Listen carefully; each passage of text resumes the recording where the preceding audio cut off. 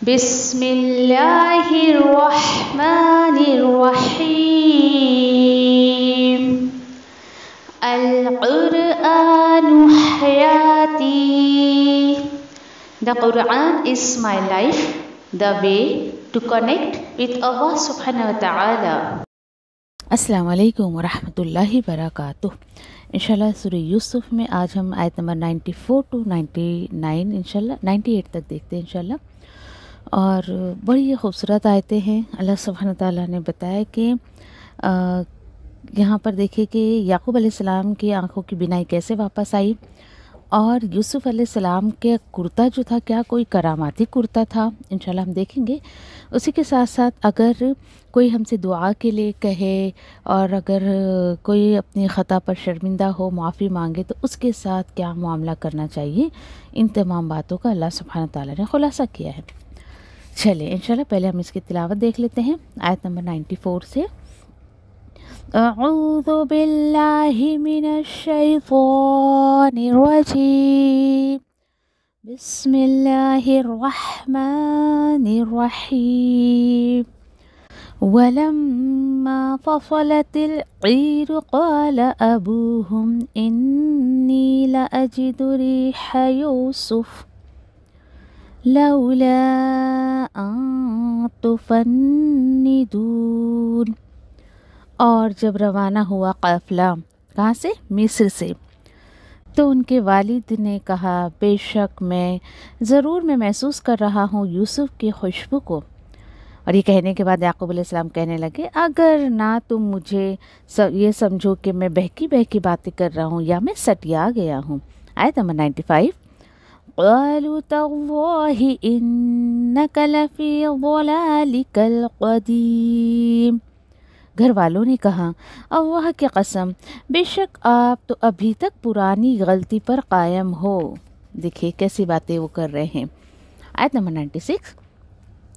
فلما ان جاء البشیر القاہ علی وجہہ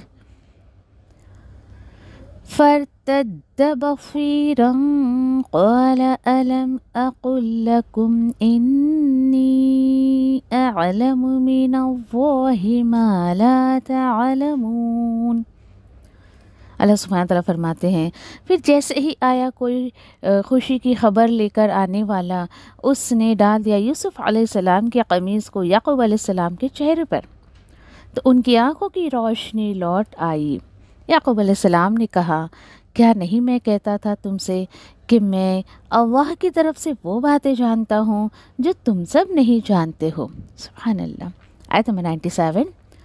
قالوا یا ابانا استغفر لنا ذنوبنا انا كنا خاطئین. بچوں نے کہا اے ہمارے ابا جان مغفرت مانگے ہمارے لیے ہمارے گناہوں پر، جو ہے بے شک ہم ہی خطا کار تھے. آیت نمبر 98. قال سوف استغفر لكم ربی انہ هو الغفور الرحیم. یعقوب علیہ السلام نے کہا ضرور میں مغفرت مانگوں گا تمہارے لیے اپنے رب سے، بے شک وہ وہی مغفرت کرنے والا رحم کرنے والا ہے. الحمدللہ ترجمانی ہم نے دیکھ لی یہاں پر، اور اس سے تھوڑا بہت آپ کو اندازہ ہو گیا ہوگا کہ آج ہم کیا جو ہے وہ سیکھنے والے اس میں. چلیں پیچھے ہم نے دیکھا یوسف علیہ السلام نے اپنے بھائیوں سے کہا کہ جاؤ تم واپس جاؤ والد کے پاس اور سب کو میرے پاس لے آؤ. سبحان اللہ. یوسف علیہ السلام یہ چاہتے تھے کہ سب میرے پاس آ جائے اور ہم سب جو ہے وہ مل کر ایک ساتھ رہیں. چلے ٹھیک ہے، انہوں نے خواہش کو ظاہر کیا اور پھر اس کے بعد وہاں سے قافلہ روانہ ہوا. مصر سے ابھی قافلہ روانہ ہی ہوا ہے، اور اس کے بعد یعقوب علیہ السلام اپنے گھر پر کہہ رہے ہیں، اور جب روانہ ہوا قافلہ مصر سے کہاں پر؟ کنعان کی طرف. کنعان کہاں پر تھا؟ فلسطین میں. یعقوب علیہ السلام کہتے ہیں میں یوسف کی خوشبو کو محسوس کر رہا ہوں. سبحان اللہ. یہ تھی ایک باپ کی محبت. اب اچھا اس کے ساتھ میں یہ بھی کہہ رہے ہیں وَلَا أَن تُنَفِّدُونَ. اگر تم سب یہ نہ کہو کہ بھائی میں سٹھیا گیا ہوں، میں کیسی بہکی باتیں کر رہا ہوں، تو مجھے تو یوسف کی خوشبو محسوس ہو رہی ہے۔ یاد رکھے کہ ان کے گھر کے لوگ جو ہے یوسف علیہ السلام کو ان سے دور کرنا چاہتے تھے، ان کے دل سے محبت کو ختم کرنا چاہتے تھے، لیکن دیکھیے کہیں سے بھی یوسف علیہ السلام کی محبت خیال تک ان کے ذہن سے جانے کو تیار نہیں۔ اب آپ بولو گے کیسے پاسبل ہے، یہ کیسی بات ہو گئی بھائی، کیا یوسف علیہ السلام جو ہے وہ اس طریقے کا کیا معجزہ ہو گیا؟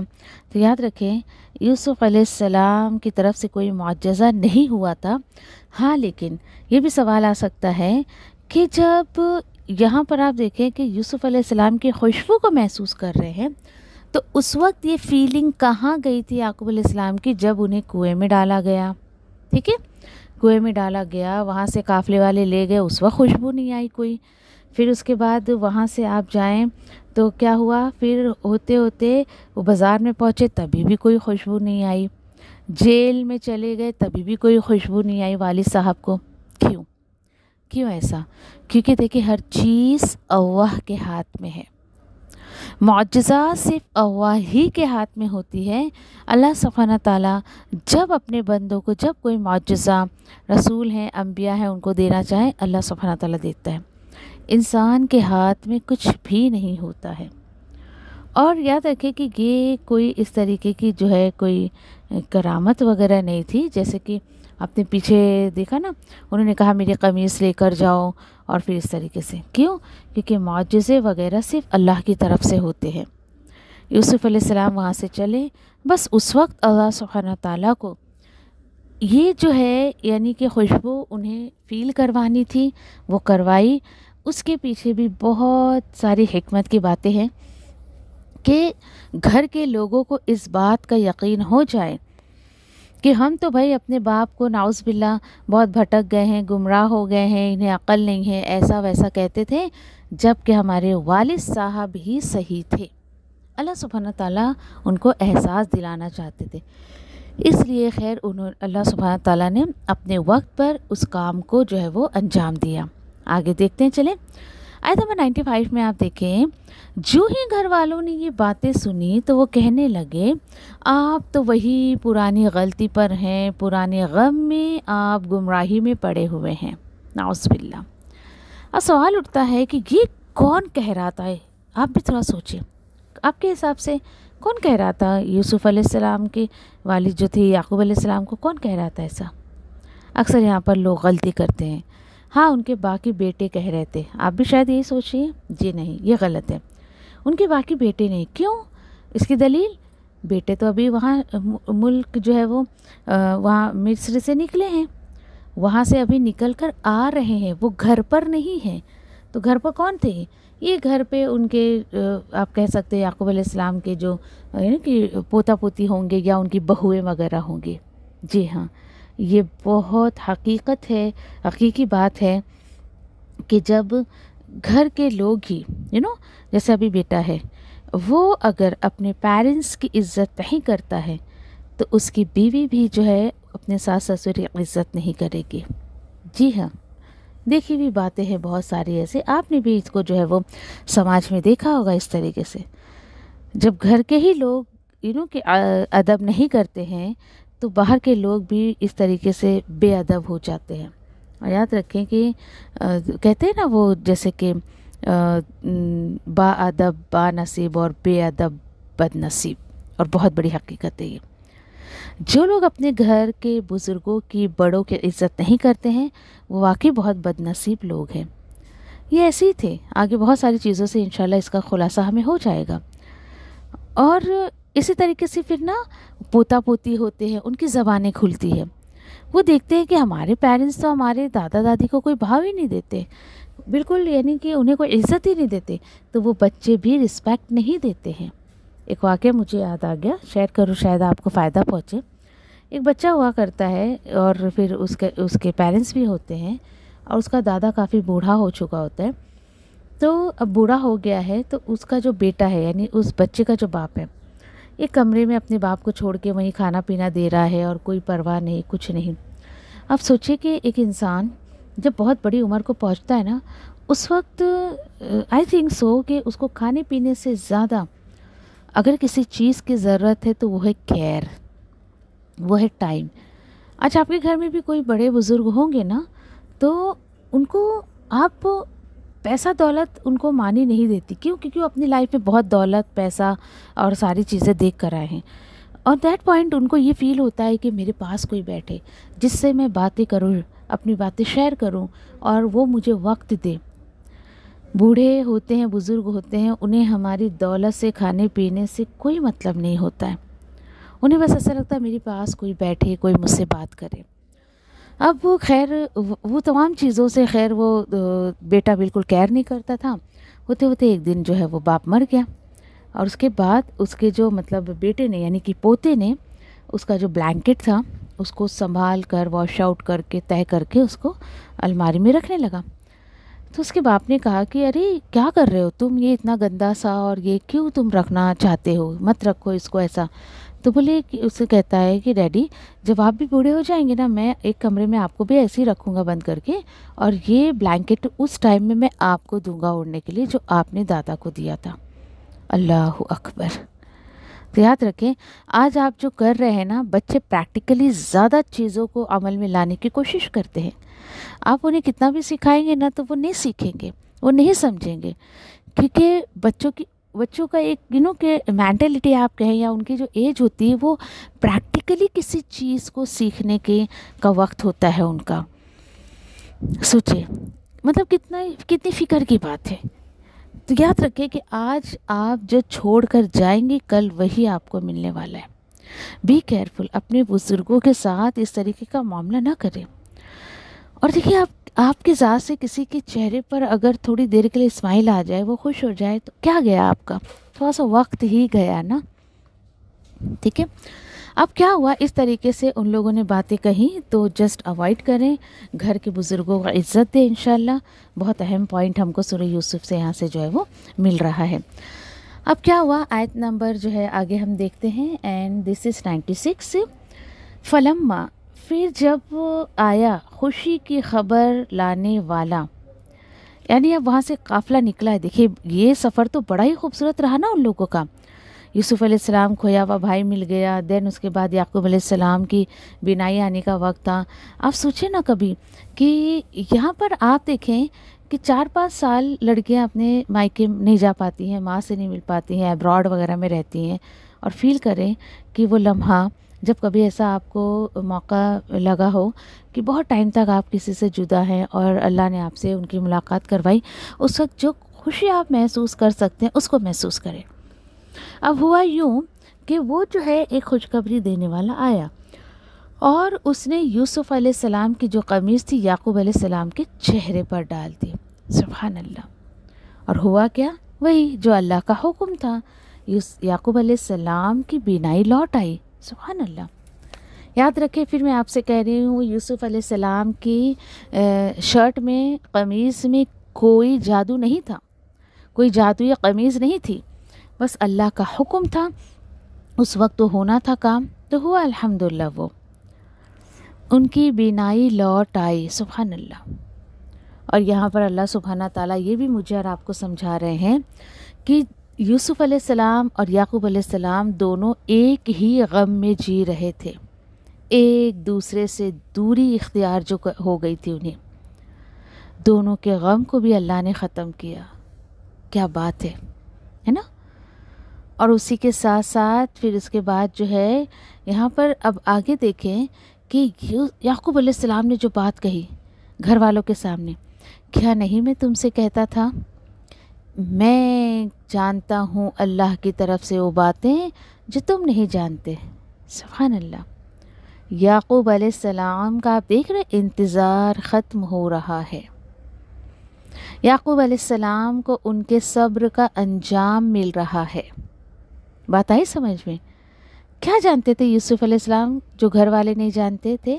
پیچھے بھی آپ سے کہا گیا نا، جی ہاں، یہی کہ ان کے خواب کی وجہ سے یعقوب علیہ السلام نے جو نتیجہ نکالا تھا کہ میرے بچے کو اللہ سبحانہ تعالیٰ ضائع نہیں کریں گے، ویسٹ نہیں کریں گے، کہیں نہ کہیں ہے میرا بچہ، ہاں لیکن فکر یہ تھی کہ میری نظروں سے دور ہے۔ किसी का एक मैटर हो गया था, किसी वजह से 18-20 साल का बच्चा जो है वो घर छोड़कर चला गया था। पर्सनली खैर ये बातें शेयर की भी है, बहुत ही पर्सनली। ऐसे ही घर के मसले मसाइल, ऐसा ना मेरी याद में तकरीबन 3 से 4 साल हो गए इस बात को, आज तक वो बच्चा वापस नहीं आया। दरवाजे की हर दस्तक पर उस माँ को ये आस रहती है कि शायद मेरा बच्चा है। सोचे, कहा ना मैंने आपसे कि अगर कोई इंसान सामने हमारे फौत हो जाता है, इंतकाल कर जाता है, आप उसको अपने हाथ से कफनाए दफनाए गुस्ल दे, कुछ टाइम के बाद उसको के घर वालों को सब्र आ जाता है, ये आ ही जाता है, अल्लाह की अमानत थी, अल्लाह के पास चली गई, हम इसमें कुछ नहीं कर सकते। कोई भी चीज़ का हमेशा सदमा रहता है, जब तक बंदा इस दुनिया में रहता है, जब तक इन चीज़ों का उसे सदमा होते रहता है। याकूब अलैहिस्सलाम को सदमा तो था, दुख तो था बहुत ज़्यादा, लेकिन अल्हम्दुलिल्लाह नबी होने के नाते कहीं ना कहीं उन्हें ये बात का इत्मीनान भी था कि अल्लाह सुब्हाना ताला मेरे इस गम को कभी ना कभी दूर करेंगे। और आप सोचे, टाइम पीरियड देखिए, 40 इयर्स लग गए थे। अल्लाहु अकबर। 40 साल के बाद याकूब अलैहिस्सलाम का ये गम दूर किया अल्लाह सुब्हाना ताला ने। सुभान अल्लाह। चले, अब जब घर वालों ने ये देख लिया कि हाँ वाकई वालिद साहब सच्चे थे और हमने जो है बहुत ही बुरा किया हमारे वालिद साहब के साथ भी, हमारे भाई के साथ भी, एहसास हुआ उन्हें, तो उन्होंने इस चीज़ का इजहार किया अपने वालिद के सामने। क़ालू, आयत नंबर 97 देखें, कहने लगे, ए हमारे अब्बा जान, मग़फ़िरत मांगिए हमारे गुनाहों की, बेशक हम ही ख़ताकार थे। क्या एंड है स्टोरी का, देखें, थोड़ा सा और भी बाकी है अभी, लेकिन आप फील कर सकते हैं। पीछे हमने देखा भाइयों ने एक्सेप्ट किया इस चीज़ को कि हमने ख़ता की थी और तुम्हें अल्लाह सुब्हाना ताला ने बहुत आला मकाम दिया है। याद रखें कि जिन लोगों को डी वैल्यू करते हैं ना, अहमियत नहीं देते, अल्लाह उनकी बड़ी कदर करता है और ये बड़ी आजमाई हुई चीज़ है। कोई बात नहीं, अल्लाह के आगे झुकने पर, अल्लाह के दीन का काम करने पर लोग अगर आपको वैल्यू नहीं दे रहे हैं और आपको जो है वो गिराने की कोशिश कर रहे हैं, आपको नाकाम करने की कोशिश कर रहे हैं, तो डोंट वरी, अल्लाह सुब्हाना ताला इज़ द बेस्ट प्लानर। वो आपके लिए बहुत अच्छे अच्छे उसने प्लान कर रखे।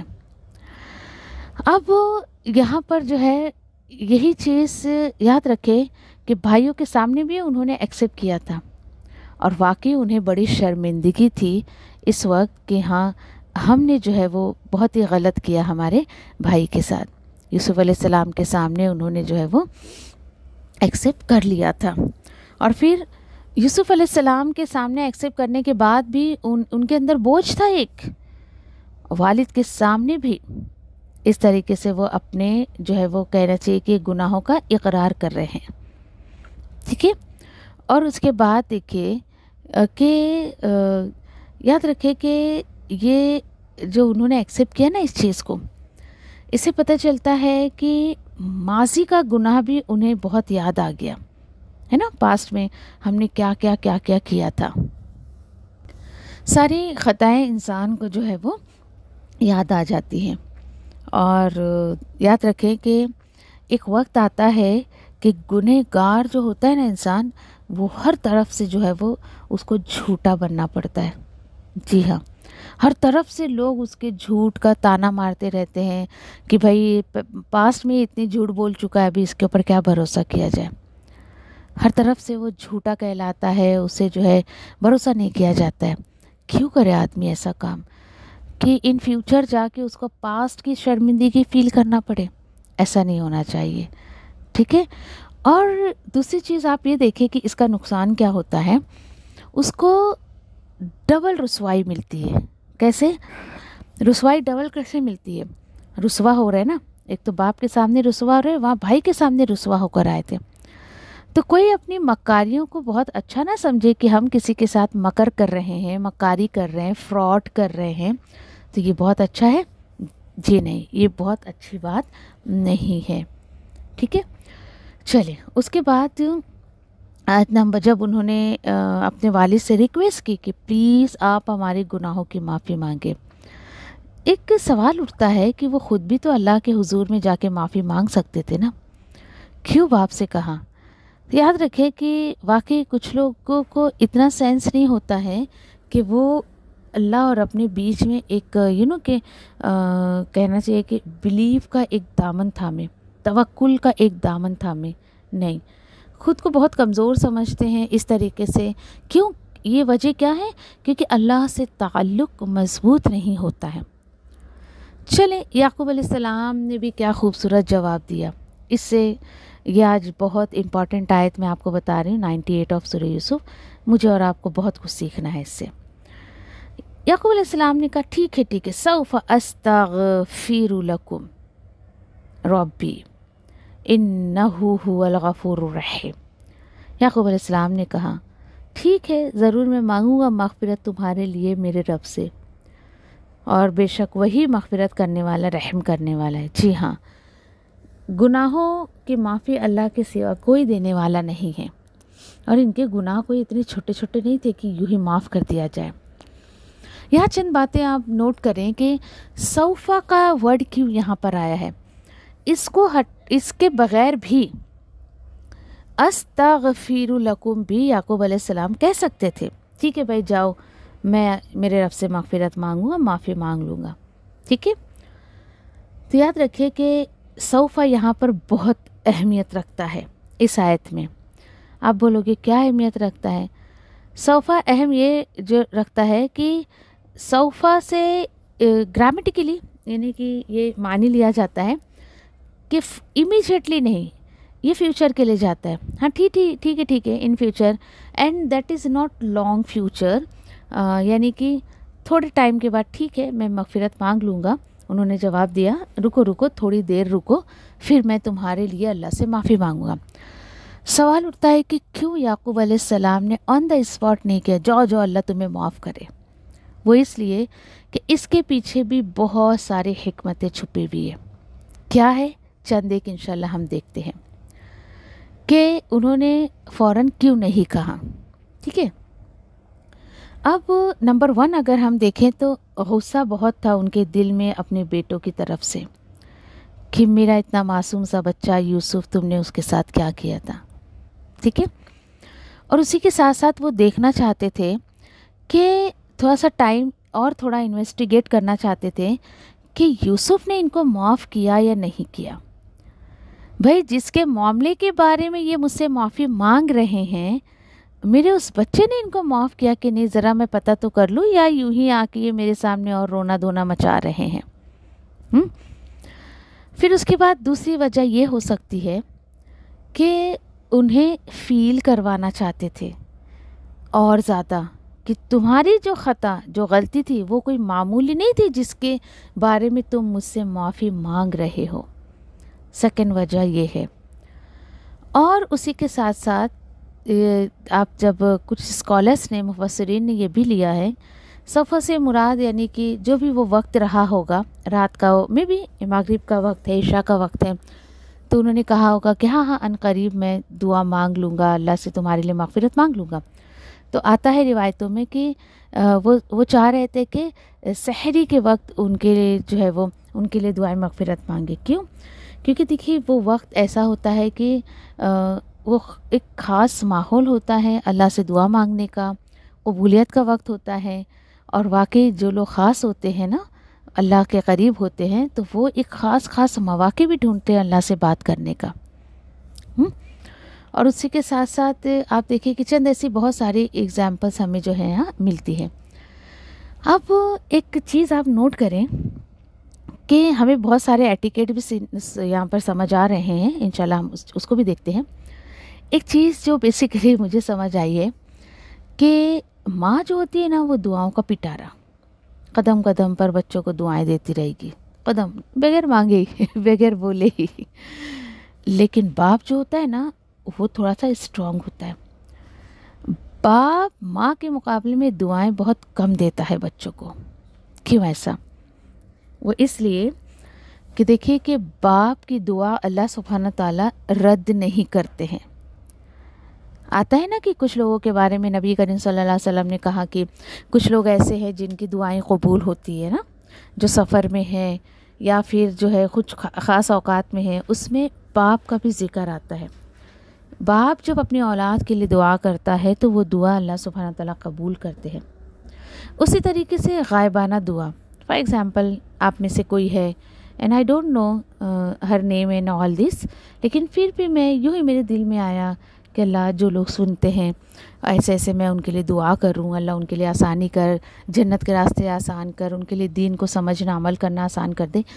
तो ये आपने मुझसे कहा नहीं दुआ करने को, लेकिन बस मेरे दिल में आया, और गायबाना मीन्स आपको बोले बग़ैर मैं आपके लिए दुआएं कर रही हूँ, अल्लाह सुब्हानहू व तआला इसको भी कबूल करते हैं।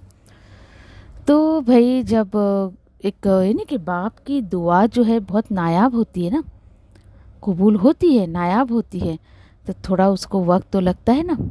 इम्पॉर्टेंट दी अल्लाह ने, ऐसी नहीं। तो बाप की दुआएं बहुत इम्पॉर्टेंट होती है। उसी के साथ साथ देखिए आपकी दुआएं जो है पेरेंट्स की हमें यूं ही लेते रहना चाहिए। क्यों? और क्यों? क्योंकि देखिए कि एक वक्त आता है कि पेरेंट्स के पास कुछ नहीं होता है सिवाय दुआएं देने को। दुआ ही उनके पास रह जाती है, दुआ के सिवा कुछ नहीं है। माल और दौलत तो देखिए कि कोई भी आपको दे देगा, पैसे कमा लेंगे आप सब कुछ, लेकिन दिल से दुआएं जो मिलती है ना, वो आप कितनी भी दौलत आप लगाते दुनिया की, ज़बरदस्ती किसी से आप नहीं करवा सकते। ठीक है। उसी के बाद जो है याद रखें कि जब इंसान दुआ करता है ना तो दिल उसका खुलता है, अल्लाह के सामने वो अपनी सारी बातें जो है वो रख देता है निकाल के। और दुआ देखिए कि दुआ क्या होता है, ये कोई बात नहीं होती है, it's a feeling from heart. एक फीलिंग होती है जो दिल से निकलती है, एंड दिल से निकलती है और वो ज़बान पर आती है। जी हाँ, दुआ एक कहना चाहिए कि वर्ब नहीं है, इट्स ए फीलिंग, ये एक कैफियत है। ओके, एक कंडीशन है जो इंसान के अंदर जो है वो आती है। मुझे एक सेंस समझ नहीं आता है, इज्तिमाई जो दुआ करते हैं नो, पब्लिकली मजलिस हो रही है और चीख चीख के दुआएं कर रहे हैं, ये अपनी समझ से बाहर है। याद रखें इसमें भी चंद एक बातें, अगरचा वो वाकई अल्लाह की रज़ा के लिए वहाँ बैठकर लोग दुआ कर रहे हैं तो ये बहुत अच्छी बात है, लेकिन आप एक मजलिस में इसलिए दुआ कर रहे हैं कि लोग आपको ये कहें अरे ये तो बहुत अच्छी दुआएं करवाती हैं, रोना आता है ऐसा वैसा, तो ये तो हलाकत का रास्ता है। जी हाँ, इसलिए हमें दुआ नहीं करनी है, और ये सही भी नहीं है। क्यों? क्योंकि हमें कुरान और हदीस में इस तरीके से ऐसा कोई भी मतलब ये नहीं मिलता है कि बहुत इज्तिमाई तौर पर कि दुआएं इस तरीके से मजलिसों में की जाए। हाँ, चंद एक जो बस मिलती है जो ऐसा, हाँ, लेकिन जैसे कि बारिश के लिए हो गई, या फिर कौम अगर किसी परेशानी में है तो आप देखिए वो नमाज के बाद होती है। इस तरीके से न सहाबा ने और ना ही नबी करीम सल्लल्लाहु अलैहि वसल्लम ने इस तरीके से मजलिस जमाई और दुआ की। अल्लाहु अकबर। ठीक है। और फिर गायबाना दुआ के बारे में मैंने आपको बताया, वो आप कर सकते हो।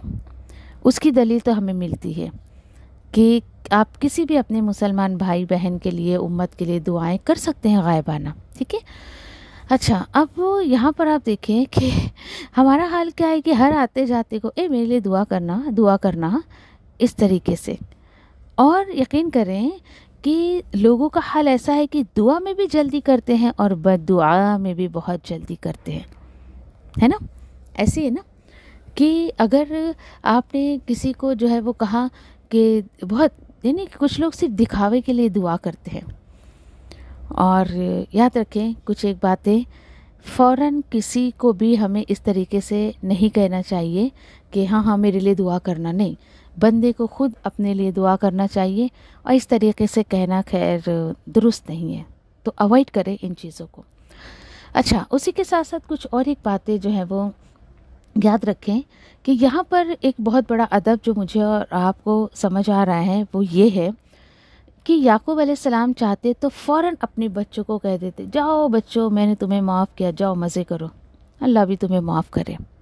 क्या पता चला इससे? ये कि अगर मुझे और आपसे कोई दुआ के लिए कहे तो हम ऑन द स्पॉट भी कर सकते हैं, इट्स आवर चॉइस, या फिर हम बाद में भी कर सकते हैं। दलील है, ہاں لیکن یہاں پر آپ دیکھیں کہ انہیں فیل ہوا، انہوں نے فیل کیا کہ ہم سے یہ خطا ہوئی، ہم سے یہ غلطی ہوئی، اور پھر انہوں نے جو ہے وہ معافی کے طور پہ کہا.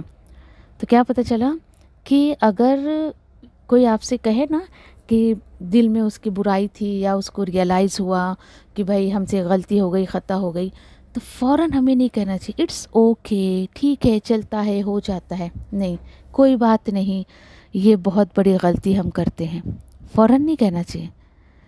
ہاں اگر اگلے بندے کو ریئلائز ہو رہا ہے نا کہ ہاں وہ ایکسیپٹ کر رہا ہے اس کو، تو آپ یہ کہیں کہ او ہو الحمدللہ، یہ بہت اچھی بات ہے کہ آپ کو جو ہے وہ ریئلائز ہوا.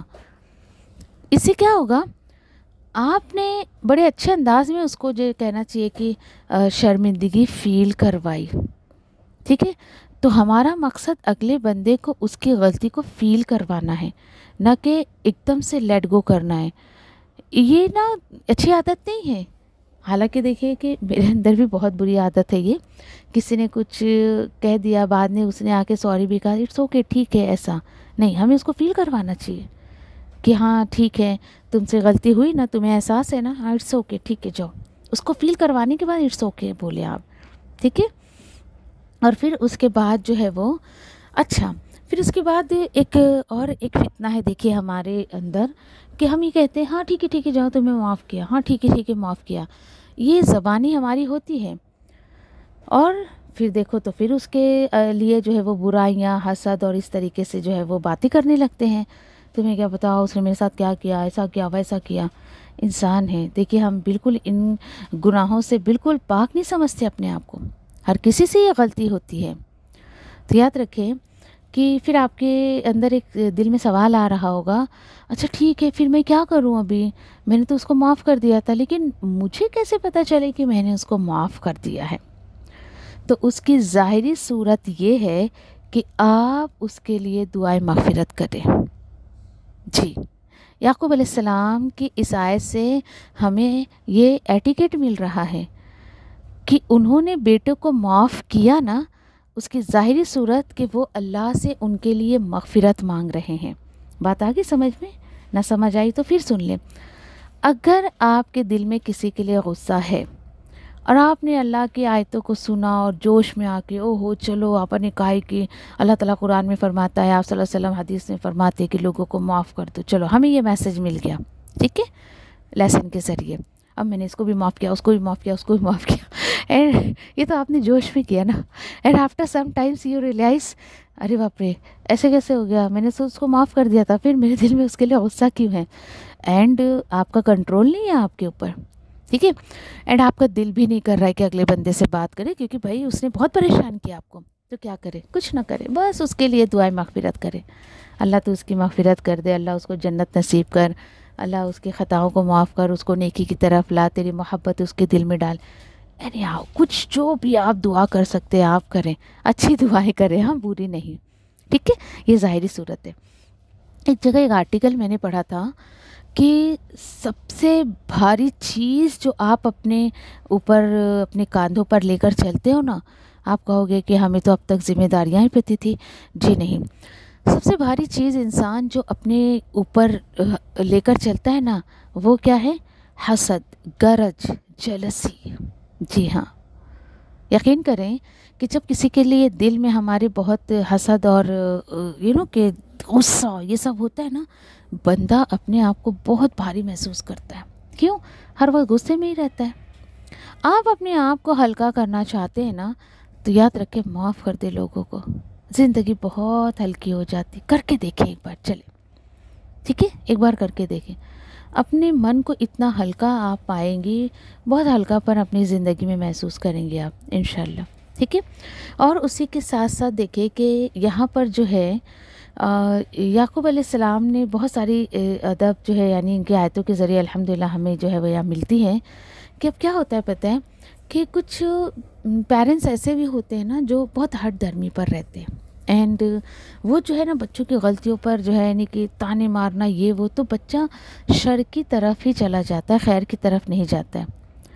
تو یاد رکھے کہ مجھے اور آپ کو جو ہے وہ شر سے ہی خیر نکالنی ہے. کیسے؟ دیکھیے ہمارے یہ بچے جو ہوتے ہیں نا، ये खेती की तरह होते। कौन सी खेती की तरह? दो तरीके की खेतियाँ होती है। देखिए फॉर एग्ज़ाम्पल कि दो फार्मर है, ठीक है, दो किसान है। एक ने घास फूस उगाया, ठीक है, घास फूस उगाया उसने, चलो कुछ दिनों के बाद फटाफट फटाफट एकदम लहलहा, एकदम ग्रीनरी हो गई, अच्छी अच्छी घास आ गई। लेकिन वी नो अल्हम्दुलिल्लाह कि वो जो ग्रीनरी होती है कितनी उसकी मुद्दत होगी, ज़्यादा से ज़्यादा क्या टाइम पीरियड होगा उसका, 5 से 6 महीना, दैट्स इट। आफ्टर दैट वो सब बेकार रहता है। मेहनत करी उस किसान ने, फटाफट फटाफट रिजल्ट भी उसको मिल गया और ख़त्म भी हो गया। लेकिन एक दूसरा किसान जो है उसने बांस की लकड़ियां जो है उसकी खेती करी। बज़ाहिर आप देखो कि बांस की लकड़ियों को उगने के लिए बहुत टाइम लगता है, ठीक है। आप बोलोगे क्या फ़ायदा, ना इसके अंदर खूबसूरती है, ना आँखों को ये भाता है, ना अच्छा लगता है। लेकिन याद रखें भले वो खूबसूरत नहीं है बांस का दरख्त, लेकिन बाद में आप सोचें कि जब उसको काटा जाएगा उस दरख्त को, न जाने कितनी चीज़ों में उसको ढाला जाएगा। उसका फर्नीचर बनेगा, उसका कबर्ड बनेगा, उसका दरवाज़ा बनेगा और न जाने बहुत सारी चीज़ें उससे बनती हैं। वो उगा, कोई खूबसूरती नहीं, लेकिन बाद में उससे इंसान ने फ़ायदा उठाया ना।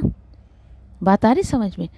इसी तरीके से आप याद रखें कि हमारे बच्चों में से भी हमको जो है ना, जैसे आपको ऐसा लगेगा कि वो बांस का जो दरख्त था वो तो बेकार ही था, तो इसको शर समझ लें आप, ठीक है, बेकार था। तो याद रखें कि बेकार बच्चों से भी हम बहुत फ़ायदे उठा सकते हैं, फ़ायदे का काम ले सकते हैं। उनको नेक बनाएं, उनकी तरबियत करें, उनको अल्लाह के करीब करें, और फिर उनमें से जो खैर फूटेगी वो आप नहीं समेट सकते फिर, ठीक है। ऑल ओवर ये मैं समझाना चाह रही हूँ कि अल्लाह की रज़ा पर राज़ी रहें। आपको ये ग्रीनरी की और बांस की लकड़ी की एग्जांपल इसलिए दी गई ताकि अल्लाह की रज़ा पर राज़ी रहें, ठीक है, राज़ी रहना है आपको। और दूसरा ये याद रखें कि कुछ बच्चे ऐसे होते हैं ना कि जिनसे पेरेंट्स को हमेशा तकलीफ़ मिलती है, ऐसा लगता है कोई खैर है ही नहीं मेरे इस बच्चे में, है ना। तो याद रखें ऐसे बच्चे जो दुनियावी एतबार से बहुत ज़्यादा पेरेंट्स नुकसान उठाते हैं, तकलीफ़ पहुँचती है, याद रखें ऐसे बच्चों से अल्हम्दुलिल्लाह पेरेंट्स को अल्लाह सुब्हानहू तआला दीन की बहुत खैर देते हैं। आगे चल के वो उनके लिए सदका जारिया भी बनता है अल्हम्दुलिल्लाह, ठीक है। और एक चीज़ की याद रखें कि पेरेंट्स की भी यहाँ पे अहमियत बताई जा रही है कि अगर आपने अपने पेरेंट्स को इन पास्ट बहुत नाराज़ किया है तो माफ़ी मांग ले, ठीक है। किसके ज़रिए से? अगर आपके पेरेंट्स नहीं हैं तो एक सहाबा आते हैं नबी करीम सल्लल्लाहु अलैहि वसल्लम के पास, या रसूलल्लाह मैंने अपने पेरेंट्स को बहुत परेशान किया है, नाउ मुझे फ़ील होता है कि मैंने उन्हें बहुत परेशान किया है, लेकिन वो ज़िंदा नहीं है, अब मैं क्या करूं? नबी करीम सल्लल्लाहु अलैहि वसल्लम ने उनसे कहा कि आप कसरत से उनके लिए दुआ करो। एंड कौन सी दुआ? रब्बिरहम्हुमा कमा रब्बयानी सगीरा। जी हैं, दुआओं के ज़रिए आप जितना चाहते हैं अपने पेरेंट्स को फ़ायदा पहुंचा सकते हैं, ठीक है। और उसी के साथ साथ ये दुआ भी किया करें कि अल्लाह मुझे हर वो खैर पहुंचा जिससे मेरे पेरेंट्स को फ़ायदा मिले, हर वो चीज़ खैर वाली मुझे दे जिससे मेरे पेरेंट्स खुश हो जाए। ऐसा सिर्फ अपने बारे में ना सोचे, इस तरीके से तो अल्लाह सुब्हानहू तआला आपको वही खैर देंगे, वही चीज़ें देंगे जिससे आपके पेरेंट्स को भी अल्लाह सुब्हानहू तआला फ़ायदा पहुँचाए। उसी के साथ साथ देखें कि कुछ लोग यानी कि बच्चों की शादी नहीं हो रही है और ऐसे ऐसे यानी कि उसको भी शर समझते हैं, हाय क्या है, इतना जवान हो गया मेरा बच्चा बच्ची और उसकी शादियाँ नहीं हो रही है। अल्लाह का शुक्र अदा करें, इसमें भी खैर ढूंढने की कोशिश करें। हो सकता है आपकी बच्ची की जल्दबाजी में कहीं ऐसी जगह शादी हो जाती कि बाद में आपको रोना पड़ता। खैर है, पाक साफ आपके घर में तो बैठी है आपकी बच्ची। तो मैं ये कहना चाहती हूँ कि बज़ाहिर हमें ऐसा लगता है कि ये सारी चीज़ें बहुत बुरी हो रही, लेकिन मैं ये कह रही हूँ कि एक बंदे मोमिन जो होता है वो सामने जो लोगों को शर दिख रहा होता है ना, बुराइयाँ, शर से मुराद बुराइयाँ, आप उसमें से अच्छाइयाँ ढूंढने की कोशिश करें। जब हम अच्छाइयाँ ढूंढने तलाश करने की कोशिश करते हैं, अल्हम्दुलिल्लाह हमारे सामने अच्छाइयाँ ही आती हैं। तो इस तरीके से बहुत सारी बातें जो है वो हो गई हमारी, तो कोशिश करें इस तरीके से जो है वो इन सब बातों को समझने की इंशाल्लाह, ठीक है। और उसी के साथ साथ जो है वो یاد رکھیں، ایک جملہ بڑے شعور سے میں آپ سے کہہ رہی ہوں کہ کل کے اگر آپ جو ہے وہ خوشیاں چاہتی ہیں، آج کے غم کو برداشت کر لیں۔ آج آپ اپنے بچوں کی طرف سے یا کسی کی طرف سے کچھ اگر غم آپ کو مل رہا ہے، کچھ ہے، آپ اس کو برداشت کر رہے ہیں، ان فیوچر اللہ سبحانہ تعالیٰ ضرور آپ کو جو ہے وہ اس خوشیاں دیں گے، اس غم سے آزادی دیں گے۔ یوسف علیہ السلام اور یعقوب علیہ السلام اس کی بہت بڑی دلیل ہے۔ ٹھیک ہے، چلے، مجھے امید ہے آپ کو بات سمجھ آ گئی ہوگی۔ سبحان اللہ و بحمدہ، سبحانک اللہم و بحمدک، نشہد ان لا الہ الا انت، نستغفرک و نتوب الیک، ربنا تقبل منا انک انت السمیع العلیم وتب علینا انک انت التواب الرحیم، آمین یا رب العالمین۔ السلام علیکم و رحمۃ اللہ وبرکاتہ۔